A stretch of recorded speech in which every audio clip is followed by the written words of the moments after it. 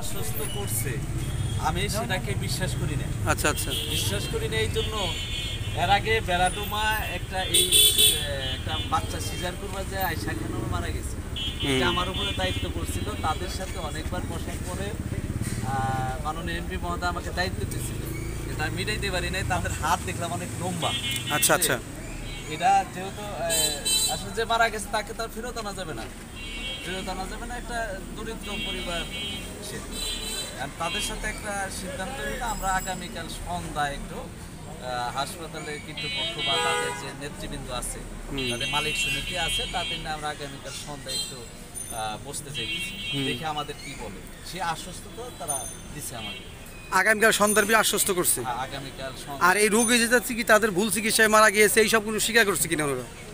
না, সেটা তো আমরা এখনো তা তো স্বীকার করতেছি, আমরা তো কারোর সাথে কথাই বলতে পারি না। মানে এখানকার যে ডাক্তার বা যেই এই হাসপাতালে কাউকে আমরা পাইনি। আচ্ছা, মানে কালকে থেকেই পাওয়া যায় না তাদের। রোগী তো মারা গেছে এখান থেকে, মানে কোনোভাবে আমি যখন রোগীটা উঠিয়ে দিলাম তখন কোনোভাবে নিঃশ্বাসটা আছে। আমি বললাম যে এই রোগী সম্ভবত মির্জাপুর পর্যন্ত যাইতে পারবে।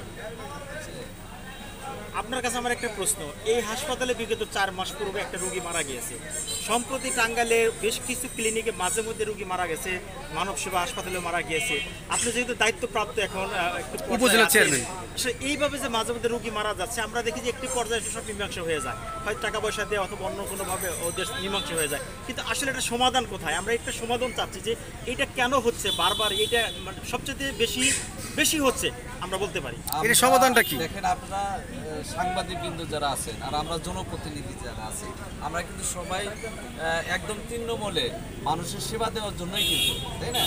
আপনারা সত্যকে ফুটে উঠাবেন আর আমরা তৃণমূলের সেবা দেওয়ার চেষ্টা করি। এই যে মাঝে মাঝে ঘটনা ঘটে, আপনারাও জানেন আমরাও জানি, কিন্তু এটা সমাধান হয় নাই। কিন্তু আমি অত্যন্ত খুশি যে আমাদের দায়িত্বপ্রাপ্ত মন্ত্রী মহোদয় যে আহসানুল ইসলাম টিটু স্যার, আমরা যে মিটিং করছি সেটা এই ক্লিনিক ব্যাপারে আলোচনা হয়েছে। আমার মনে হয় এটা একটা সমাধান সামনে আমরা করবো, ইনশাআল্লাহ অবশ্যই আমরা করবো। কারণ এই মাঝে মাঝে একটা সুস্থ লোক যখন রোগী অসুস্থ হয় তখনই তো তারা ডাক্তারের কাছে আসে। হ্যাঁ, নর্মালি একটা এখন আধা ঘন্টার একটা অপারেশন। যেহেতু আপনি এখন সিভিল সার্জনের সাথে অনেক সময় মিটিং করেন, কারণ চিকিৎসা নিতে আসলে রিস্ক নিতে হবে, কিন্তু কিছু কিছু রোগের জন্য সেটা মানুষ প্রযোজ্য, কিন্তু সিম্পল রোগের জন্য সেজন্য তাকে মৃত্যুবরণ করে বাড়িতে ফিরতে হয়। এটার জন্য আমরা সিভিল সার্জন এবং টাঙ্গাইল যে আমাদের স্বনামধন্য একটি মেডিকেল কলেজ আছে, আমরা চাচ্ছি এটা একটা সমাধান, সঠিক একটা নিয়ন্ত্রণের জন্য চলে আসে। এটার জন্য আপনার কাছে আমরা কি প্রতিশ্রুতি পেতে পারি? তবে আমরা আপনাদেরকে কথা দিতে পারি যে আমরা মাননীয় এমপি মহোদয় আহসানুল হোসেন সাহেব এবং আমিও মিটিংয়ে ছিলাম। আমরা চাচ্ছি যে আগামী দিনগুলোতে এই যে টাঙ্গাইল শহরে এই ব্যাংকের ছাতার মতো যে ক্লিনিকগুলো আছে, ক্লিনিকের কোনো ডকুমেন্ট আছে কিনা সেটাও আমরা কিন্তু জানি না। জি, একটা ডাক্তার কিনা, সে ডাক্তার পাশ করে ডাক্তারি করে কিনা সেটাও আমরা জানি না, কিন্তু সে অপারেশন করতেছে। আমার কথা যে এটা থেকে আমাদের সমাধান অবশ্যই পেতে হবে। তাহলে একটা সময় আমার বোন, আমার ওয়াইফ বা আমার আপন জনই কিন্তু এরকম হইতে পারে। এরকম যাতে বোধ ভবিষ্যৎ না হয় সেই ব্যবস্থাটা আপনারা এবং আমরা মিলাই কিন্তু করতে হবে। আমাদেরকে এটা দেখার ব্যাপার আছে, অবশ্যই দেখতে হবে।